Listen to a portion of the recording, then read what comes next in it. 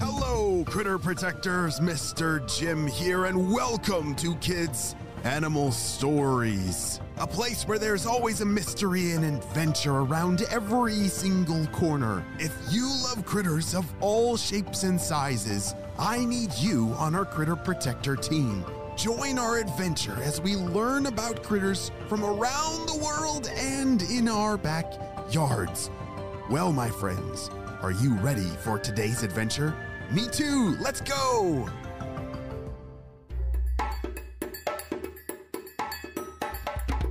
On the last episode, we met our new friend, Mila the Gila monster, who was on a journey across the desert for her annual meetup with the other Gila monsters. She had recently eaten a big meal of eggs.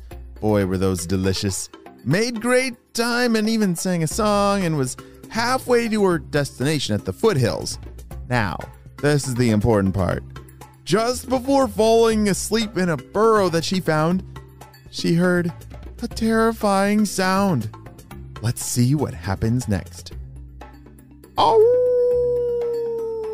Who's there? Who's in my burrow? The critter called out. Oh no! Mila thought. She was panicking. She was so tired after all that walking that she had accidentally wandered into an occupied burrow. I have to do something, Mila thought, and she slowly stood up. She reached one claw in front of the other and made her way out into the moonlight. She stood there motionless, face to face with a coyote. Ah, Gila, I should have known. The coyote snarled at her and started to circle her. You know I'm not afraid of Gilas. My brother once attacked one, and he lived to tell the tale. Oh! Mila was obviously becoming quite nervous. She knew that she had to remain strong. Any sign of weakness could be a matter of life or death for her. I don't mean any harm, she said with confidence. But I'll do what I need to protect myself. Mila started to walk slowly towards some bushes ahead.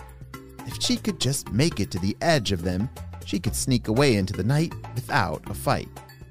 She was almost there, but the coyote was right behind her. She could tell he was getting closer and closer to her tail. Then he gave out a swat with his paw. Like a reflex, Mila swung around and grabbed onto it with her strong jaw. She held on tight and then finally let go. The coyote ran away faster than she could even blink. I warned him. He should have known. Our tongue flickers in and out, a sign of hunger or of stout. While venomous bite, a dangerous thing, but a defensive mechanism it will bring. Soon Mila found another burrow, this time with thankfully zero signs of inhabitants. She lay down and was asleep faster than ever.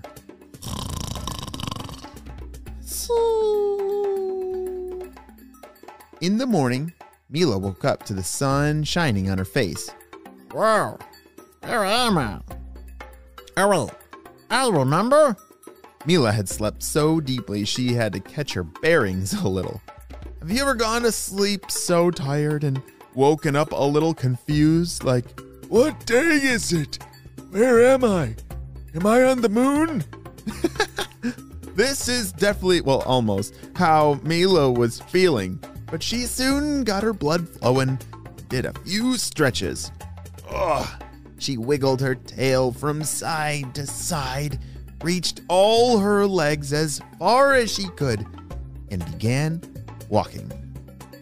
Let's see. Yesterday, I had to have covered 2 miles or so.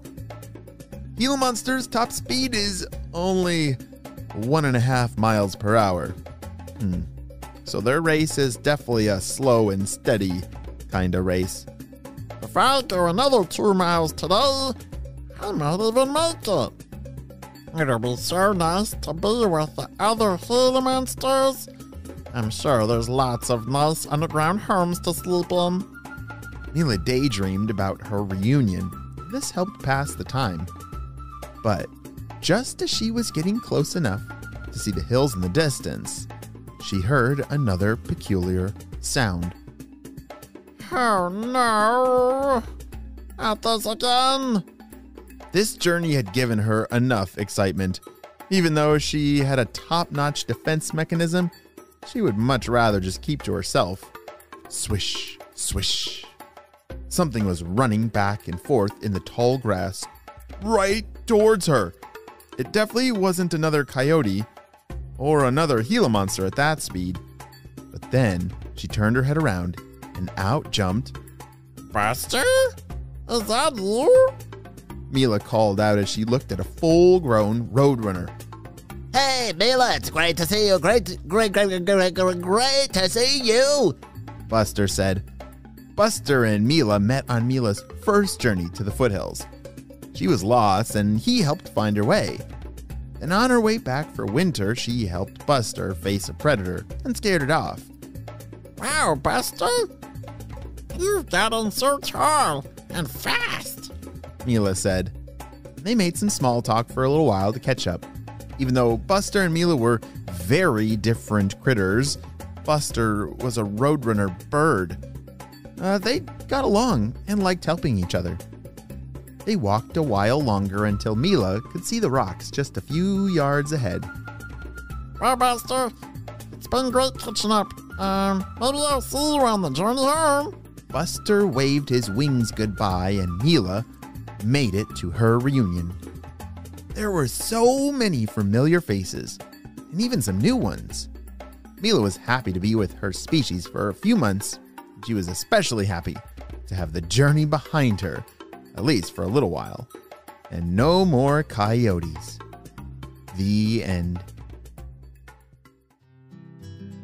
Great job, you listened all the way to the end, and you know what time it is. It's time for some Critter Protector shoutouts.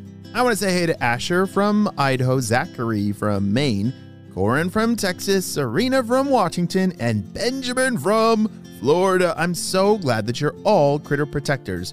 We could not protect all the critters in the world and in our backyards without you, my friends. Well, you have a super duper day, and I'll see you on our next adventure. Bye!